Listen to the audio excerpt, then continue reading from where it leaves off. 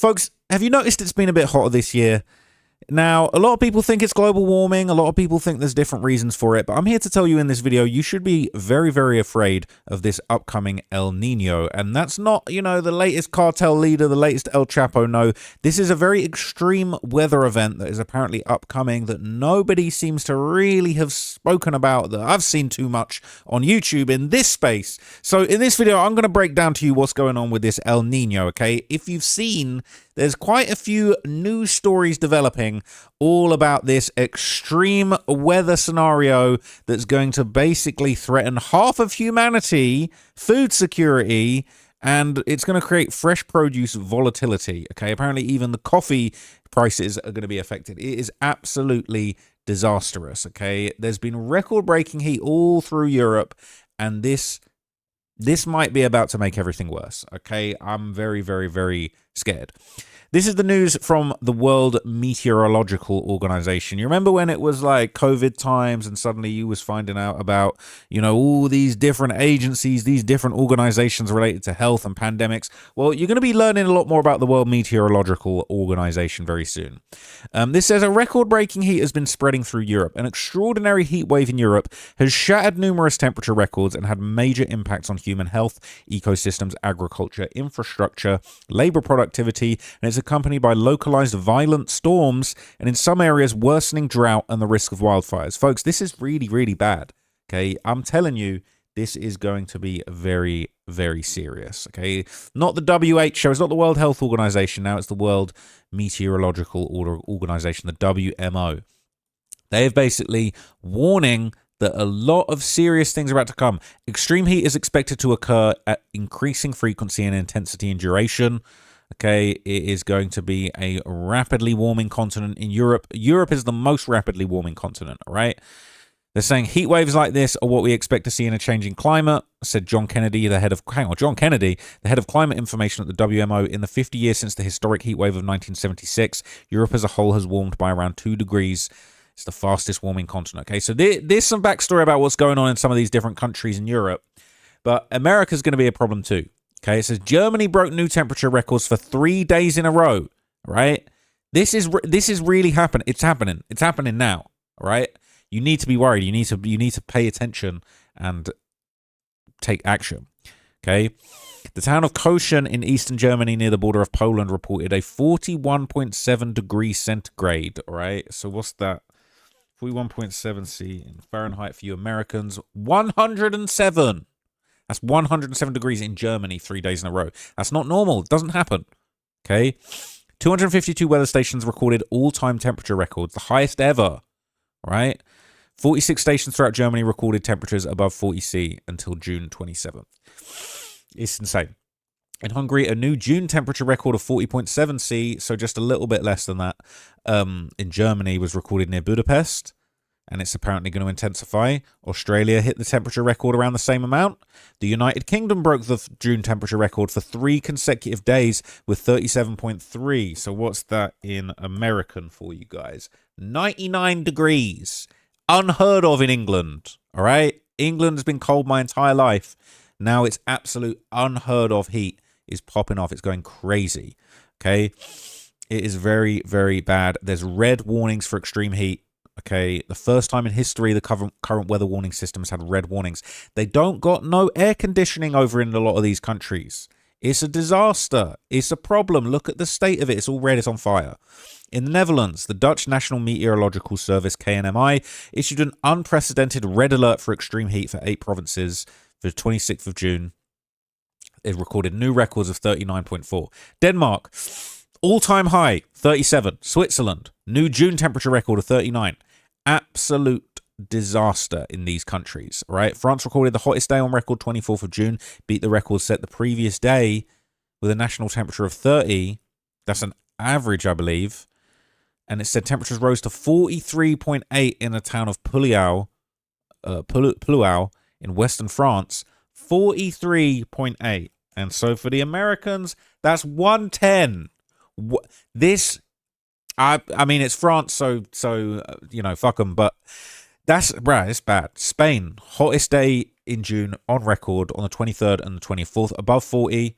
It was 42.7, not even as hot as France, which is actually crazy, okay? Saying extreme heat is a silent killer.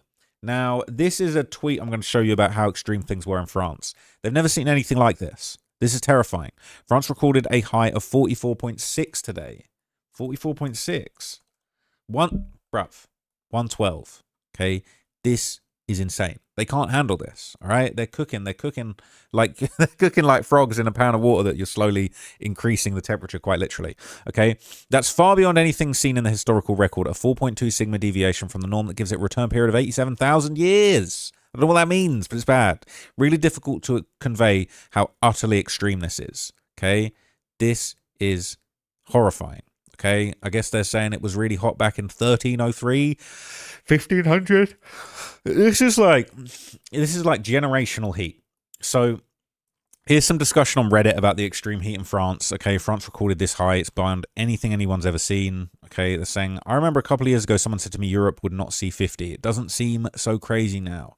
They're saying Sicily experienced 48.8. And that was what happened to be recorded. Turkey hit 50.5 last July, but that's not the part in Europe. Okay, terrifying. Saying my family is visiting the Alps right now. They sent me videos of the glaciers and ice caves literally melting in front of them. One of them even had tarps around it. The ski fields in Australia? Sure it doesn't mean Austria. Normally much larger than people expect, are currently fearing the worst for visitors. Snowfall has been absent. There's only enough snow for the kids to play in and have very short runs. A lot of ski areas in the US had ribbons of man-made snow, surrounded by dirt for large parts of the season last year. You used to see base snow totals of 50 to 70 inches by mid-season, and last year most of my local resorts were in the upper 20s and low 30s.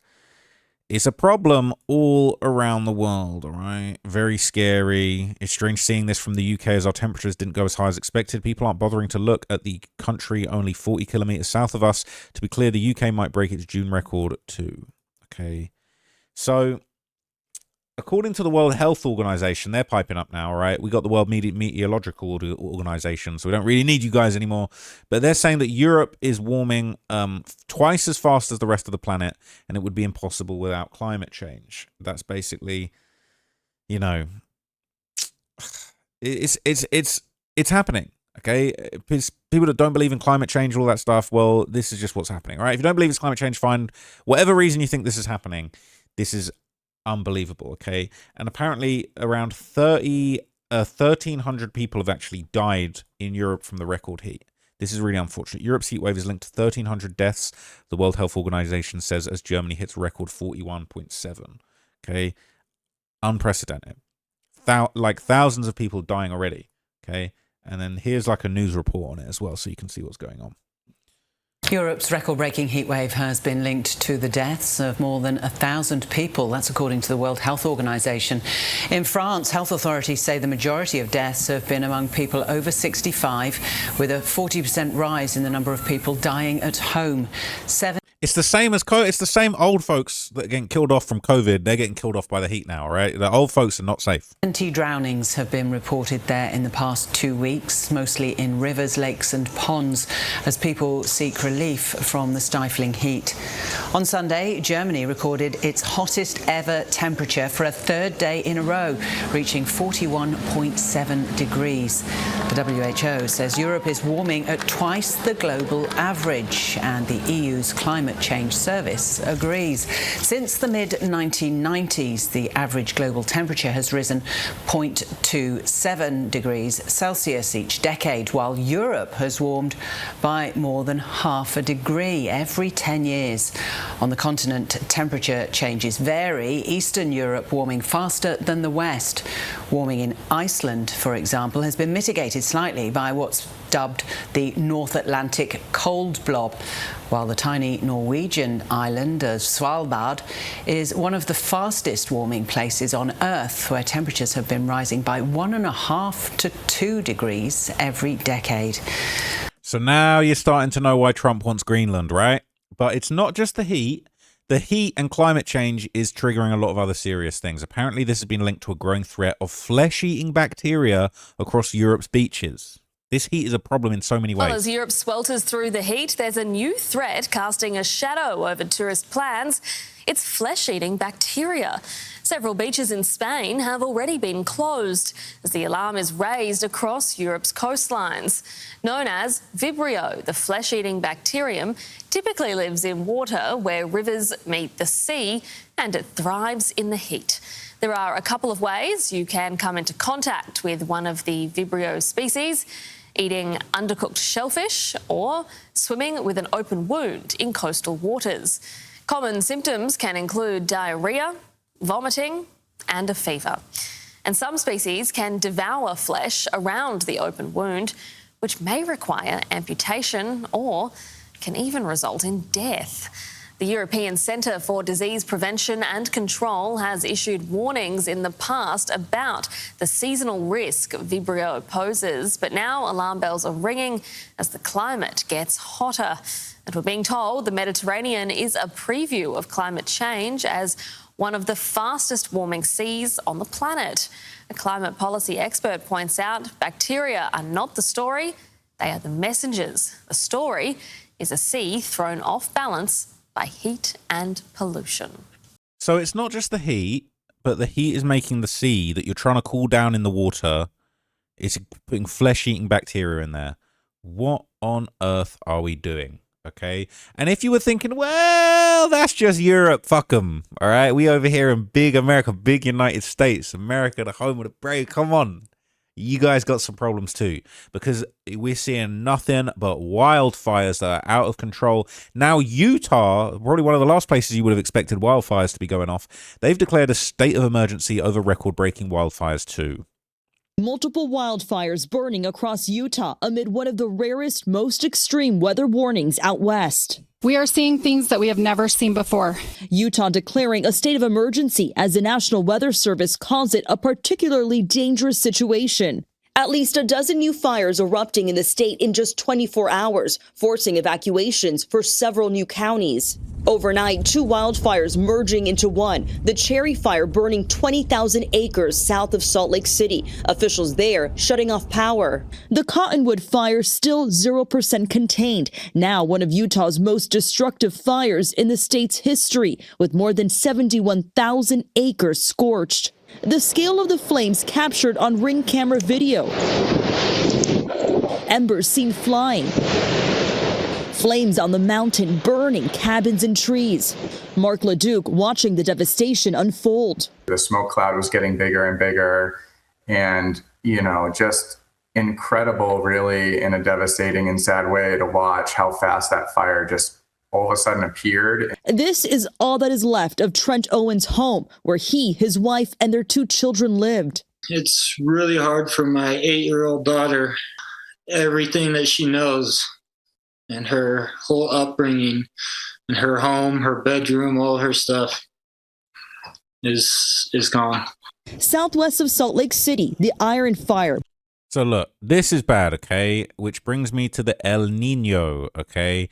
The El Nino Southern Oscillation. It's a global climate phenomenon that emerges from a variation in winds and sea surface temperatures over the tropical Pacific Ocean, all right? The variations have an irregular pattern, but do have some appearance of cycles. It's not easily predictable, and it affects the climate of much of the tropics and subtropics, has links to teleconnections to higher latitude regions of the world. It's the warming phase of the sea surface temperature, known as El Nino, and the cooling phase as La Nina, all right? So this is a problem. I'm going to explain to you why this is a problem, and they're saying that this year's El Nino is going to be catastrophic, okay? It's going to be one of the strongest on record, and it's basically creating a giant risk of just extreme heat, drought, and catastrophic wildfires across the entire world. This is going to affect food security. It's going to affect your ability to just stay cool and survive. I'm terrified.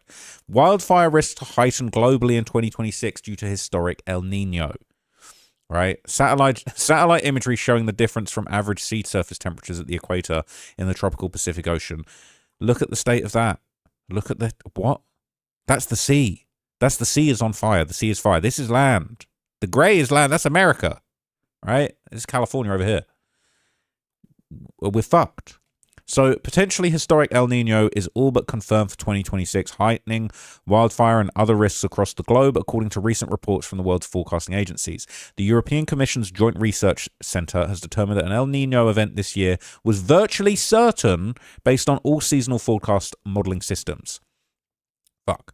The fluctuating water temperature climate pattern of the tropical Pacific Ocean is also forecast to reach unprecedented intensity, compounding the high likelihood of wildfires in numerous regions worldwide. Although usually associated with countries close to the Pacific, the impacts of this El Nino are predicted to extend far beyond, including into Europe, with heat waves and drought more likely. The last El Nino in 23-24 was one of the 5 strongest on record, and it played a role in global temperature records registered in 2024, but no 2 El Nino events are the same. The full picture is complex and contains many variables, as this graphic shows. Okay, so this is all different parts of the world and how they're going to be affected. So they're saying the purple is warmer or colder, so that's all of Europe has been predicted to be much warmer from July to November. Right, and February to June with unprecedented El Nino, and much colder in January to May with a very strong to weak El Nino. Okay, now they're saying it's going to be warmer. It's going to be warmer in North America. It's going to be much warmer in Canada than you would have expected. It's going to affect agriculture. The food security is going to be a problem. Now, the southern United States, they're saying it's actually going to be wetter and colder. So it's kind of throwing everything off balance. So we might be, I'm not going to lie, our last couple of years have been spending a lot of time in Los Angeles. You know, I wanted to escape from the cold of England. Well, apparently it's fucking hottest place in the world now, right? But I'm noticing a lot more rain. When I started coming to LA like 10 years ago, I'd never seen it rain. People were like, it never rains here. When it rains, everyone stays at home. It's like when it snows in England. I swear last year in like March, nothing but rain. LA just rain. It was a washout. I'm thinking, what on earth is this? I've never seen this before. It's looking like London. Okay, so it's all flipping. It's all going backwards. And God forbid, all right, Florida. I've been to Florida a lot of times for Christmas, bro. Absolutely, it gets soaked. They get hurricanes. That's only going to get worse. Okay. Then you've got South America. They said it's going to be drier and warmer. It's going to affect human mobility. It's going to definitely affect agriculture, and it's going to be much wetter in South America. We're going to see all types of tropical cyclones. That's looking like California, Mexico with tropical cyclones. Not feeling that at all. So yeah, and then you got Africa. They're saying big food insecurity coming. It's going to be much drier than usual. It's been dry over there. Okay, and then sort of like South Africa sort of areas, you're going to see drier and warmer, and we're going to see it wetter in certain places. And then over towards Asia and Australia, you're going to see it drier and warmer, big agricultural insecurity and risk of tropical cyclones. Terrifying, okay? So extreme heat set to build across the tropics and subtropics from September, expected to peak between December 2026 and February 2027, persisting into the spring. Unusually warm weather expected to spread across much of the world, with the warm growing stronger as El Nino intensifies, according to the release. The regions most likely to feel this are in the North and South America, Central America, Africa, and the Euro-Asian continent, and Australia. At the beginning of June, the United Nations World Meteorological Organization predicted the probability of El Nino through November to be closer above 90%. So it's confirmed, right? It's going to be wet. It's going to be wet in South America. Well, the southern United States, the South, all right? It's going to be drier up here in the north. And Canada's about to get cooked, all right? It's about to thaw. The whole of Canada is getting put in the blender, in the microwave, all right? It's going to get turned into soup. Maple syrup soup. So last week, Australia's Bureau of Meteorology officially declared it, predicting lower rainfall and higher temperatures over the current southern hemisphere winter. The Bureau and other experts are cautious on the fire potential for the next summer. Large-scale climate drivers like El Nino can influence broad conditions such as temperature and rainfall, but they do not determine whether fires start or how they behave on the ground. I'm scared.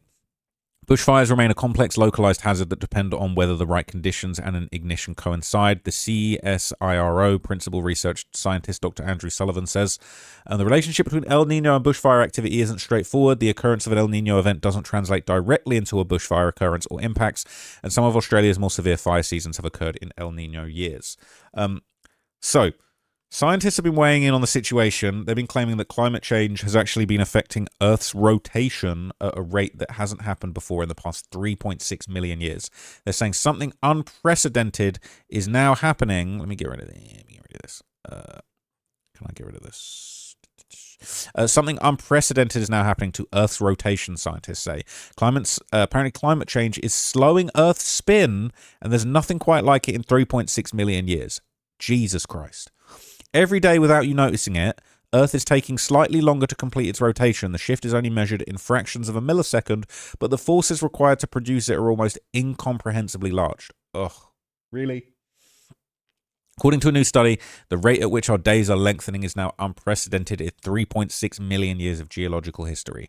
The findings show that as polar ice sheets and glaciers melt as a consequence of climate change, water that was once locked up at high latitudes flows into the oceans and spreads towards the equators. Don't we need that water for the data centers? Send it to the data centers and cool it down while you're there. This shifts mass away from the Earth's poles, and like a figure skater extending their arms mid-spin, it slows the rotation. Oh no.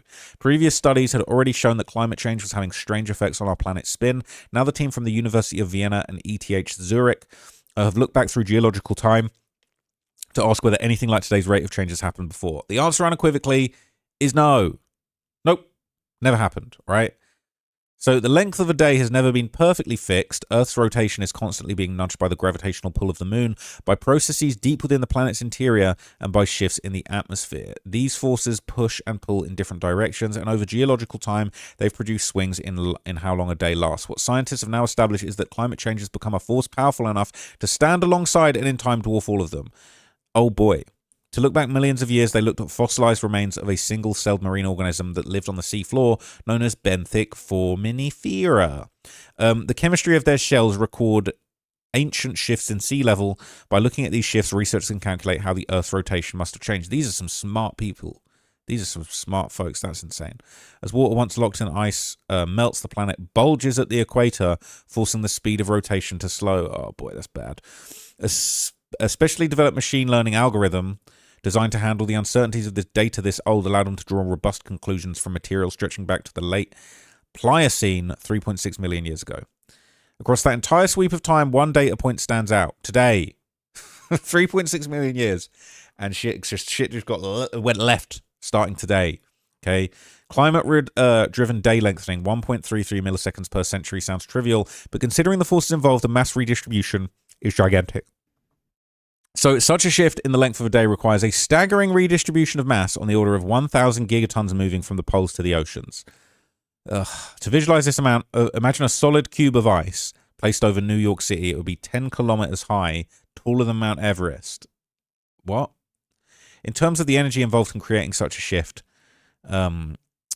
they said that the change in the Earth's rotational energy is equivalent to a magnitude 9 earthquake, not in terms of destruction, but sheer planetary scale force. Bigger than the moon by 2100. The researchers found one moment in the geological record 2 million years ago where the rate of change came close to today's, but it was exceptional. A perfect storm of fragile ice sheets, natural CO2 spike triggered a massive melting of polar ice sheets. This rare event has not been repeated naturally since, yet human activity is now matching the same planetary scale force in just over a century. This is a serious problem, okay? And one of the problems that it is now leading to is more earthquakes. Apparently, this is leading to earthquakes. Global warming is causing earthquakes, all right? We've seen earthquakes recently, okay? More earthquakes due to global warming. Basically, it will lead to more, and in some cases, stronger earthquakes worldwide. Assessment made by German researchers, okay, at the University of Southern California and Potsdam. They published a study today. They said the cause for this is the progressive rise of global sea levels and more frequent storms due to man-made climate change. The rise of the sea level that is undisputed and an accelerated process is updated annually by the Intergovernmental Panel on Climate Change. Further contribution will come from increasing intensity of extreme weather events like storms. All of these increase the hydrostatic pressure in the underground, leading to changes in seismic cycles, increased risk of earthquakes and cascading effects such as landslides, tsunamis, and liquefaction. Oh, good. Oh, good. Good. Oh, good. Right? This is terrifying. This is terrifying. I'm not going to read you all this, but you get the gist, okay? And, of course, talking of earthquakes, did we just have a giant? Yes. In Venezuela, they're dealing with an absolutely enormous and devastating earthquake. Have you seen this footage? Look at it. Cars are shaking on the street. The ground is splitting open. I think there's a big split in the ground that pops up over here. All right, this is terrifying. This is what they're dealing with. And this is coming to a town near you. This is coming everywhere. This is rolling out. This is an international rollout. Look at the state of buildings just collapsing. I'm shitting myself. I'm not going to lie. What do you mean the building's just collapsing?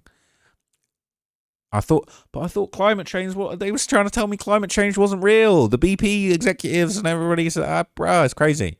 First time I've seen outdoor footage of an earthquake, I wasn't expecting it. They're saying it was unusual. 2 earthquakes, both powerful. They were in 2 locations apart. The area that suffered the most damage had 2 shock waves in perpendicular directions. So the buildings were shaking normally in one direction, and seconds later they were shaking in different directions. They were forced to rotate for a couple of seconds. There's a lot more to ask for a building. I'm not trying to ask any buildings to do anything that they can't do. This is crazy. First time I've ever seen people outside get knocked to the ground by an earthquake. Usually they just wobble. This is terrifying. Look at the cars right before the building collapsed. They have 4 contact points to the ground and still got thrown around. The cars are getting tossed around. The cars are literally getting tossed around. They've got 4 wheels, and the cars are literally getting tossed into the air. That truck actually enters the air. Look at this. Just look at it. It's thrown in the air. And then the whole building collapses behind it. This is... can we just make it stop? Can we just hit rewind? Can we just rewind this whole climate change thing? Okay. So over the past few days, all right, there's been multiple clips from different areas going viral showing the terrifying earthquake in Venezuela. Look how bad this is. Miren cómo está eso. Se acaban de caer edificios. Todavía está edificio. Disarray. It is disastrous. Okay. I'm not feeling it. To be honest, I'm not feeling it. I'm not trying to go through this. It's on the beach. Right? Just like... they're just a day out on the beach. I don't know if it's safe to be on the beach. If it's going to lead to a tsunami or like... No, sigue temblando, marico. Mira ya como, mira. Como salió eso allá de la... Mira incluso el río Dios. Marico, fue fuertísimo. Sigue temblando. Sí. Un poquito. ¿Cuál poquito? ¿Cuál poquito? Todavía sigue temblando, pero poco, huele feo. Es agua negra. Sí, pero no me importa. Va, espérate, ya va. Mira. Racks in the sand. Fuerte ya. Marico, mira cómo se grita. So that's just like the sand, like... Todavía está temblando, huevón. Whatever the sandy beach is on top of is just cracking and pulling apart. Absolutely terrifying. Okay, and there's more.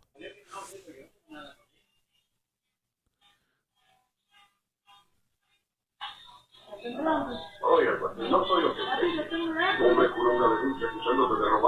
can see the bell kind of wobbling. You see her shaking around. Oh my God.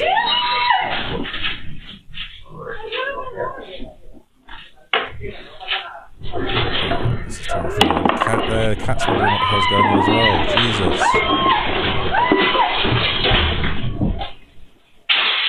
The fridge door flying open. The fridge is shaking. This fridge is going to fall over. Oh my God. Ugh. It's just terrifying. This is really what's going on. And right now it's Argentina. But who's next? What's next? Where does this lead? Poor people, man. Just so sad.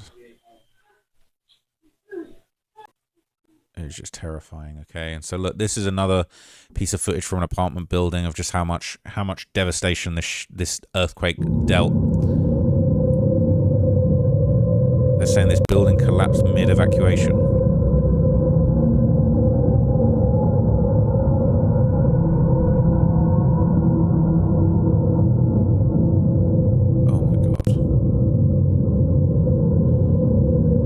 So just the cracks in the building, and what, the whole building just falls down.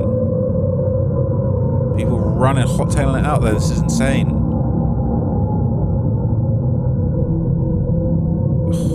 Bro. Whole building just collapsing.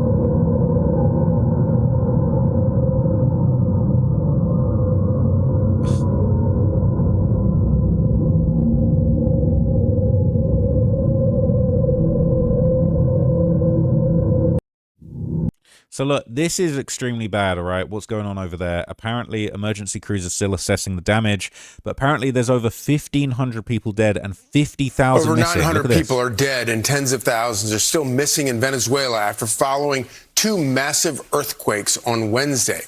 Crews from the U.S. arriving in the devastated country yesterday to assist in relief efforts. Chanley Painter joins us now with the details. Good morning, Chanley. Hey, good morning, Charlie. So far, hundreds of U.S. search and rescue specialists have been sent to Venezuela to help in recovery efforts after the back-to-back earthquakes Wednesday that have claimed the lives of at least 920 people. More than 3,300 others are injured and another 51,000 are missing. The Pentagon has sent transport planes, helicopters, and 2 ships, while Space Force is providing satellite imagery of devastated areas to relief planners. We're helping Venezuela. They had a tremendous earthquake, a lot of people killed, and right in Caracas, and we have a lot of people over there helping. Venezuela says there are also more than 860 volunteers from at least a dozen countries around the world that have arrived so far in an effort to help the Venezuelan authorities, who appear to be overwhelmed by the massive scale of this disaster. The United Nations has said it is sending 1,000 emergency responders in 25 search and rescue teams from across the globe who are also on their way. And as of this morning, authorities say they have rescued some 243 people working around the clock. And this is video of firefighters giving a trapped dog water before digging it out of the rubble to safety. And yesterday, another 4.7 earthquake was reported off the Venezuelan coast, guys. Back to you, Charlie. So tragic. Yeah. Thank you, Chandler. Another bro, what? So this is a really sad story. Apparently, this Argentinian footballer, Lucas Trejo, his whole family passed away, the wife and 2 children, in the earthquake that struck Venezuela. This is just so heartbreaking to see. You know, what can you say? I mean, this is just so sad. Thousands of people, well, over 1,000 people, you know, allegedly have lost their lives in this situation, and rescue teams have just been still searching through debris, just trying to locate survivors. You know, fortunately, they have been rescuing people. This is a 21-year-old man who was rescued alive. You know, incredible scene.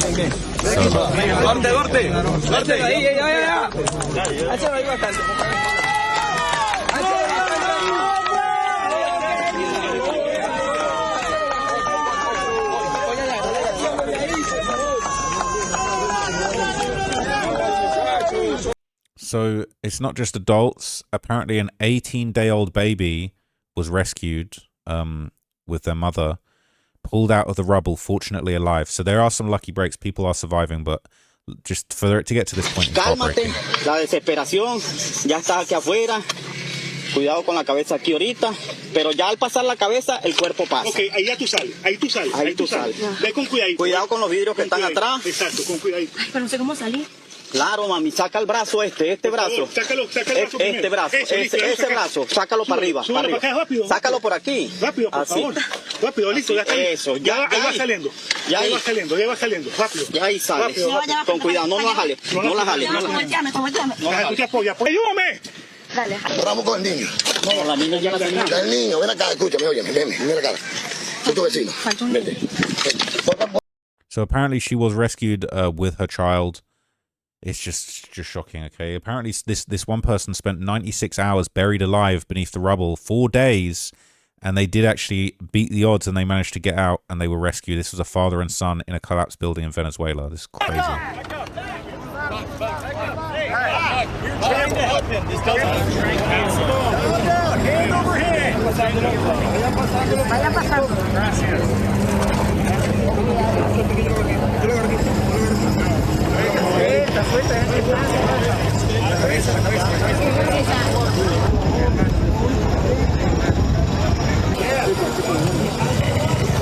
Está bien. Gracias a Dios. Está bien. So fortunately, these folks are out here alive. You know, they're being rescued, they're saved. You're not looking at you're looking at really positive outcomes.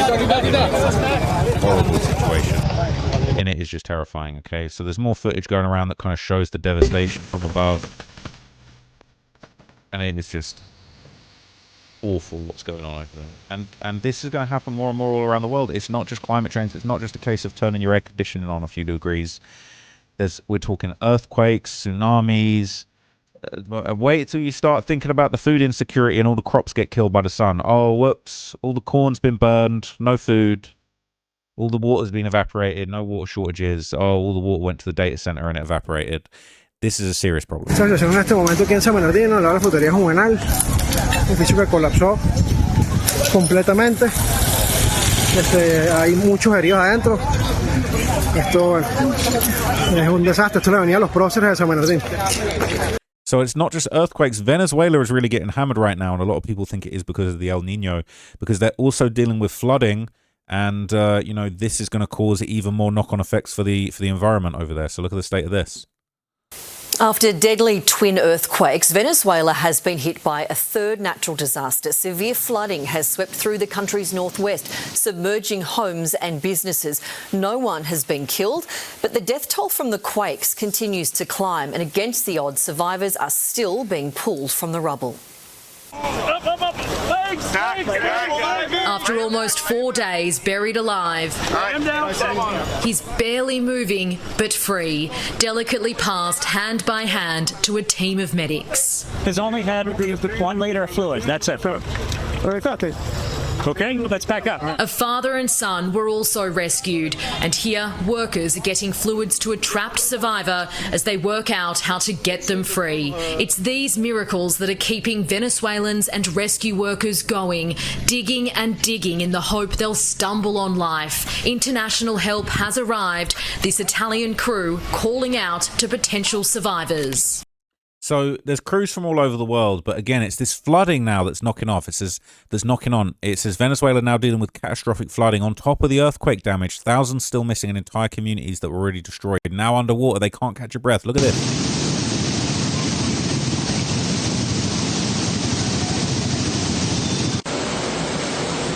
It's low-key biblical. This is some biblical just death and destruction Noah's Ark shit.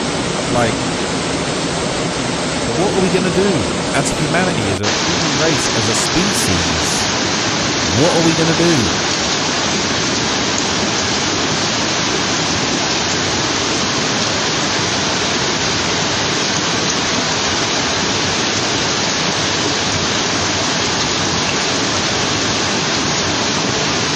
Alguien que venga a ayudarnos para acá, que nos estamos inundando. Esto ahí la pared se partió, ahí en la calle la gente está terrible, se metió el río. Por favor, alguien que nos venga a ayudar. El río está llevándose todo aquí, el río. Estamos aquí. I'm terrified, honestly. I'm honestly so terrified. I think this situation is going to get worse. I think this is going to be something that we're going to be talking about for years. This is going to be one of those big stories that just gets bigger and bigger and bigger, and then you're all going to be wondering, why didn't anyone do anything? You all had fair warning. We all had fair warning, and it might be too late. I'm honestly terrified. I hope everyone stays safe out there. I don't even know. I can't give you no advice. I don't know what to do. All right, but this is what's going on. This is the state of the world right now. So I hope everyone's okay. Everyone stay safe out there. Everyone take precautions if you can. Stay smart. Stay switched on. Don't be in denial. Don't bury your head in the sand. Okay, this shit's real. That's all I'm going to say. I'll see you guys in the next video. Stay safe. God bless.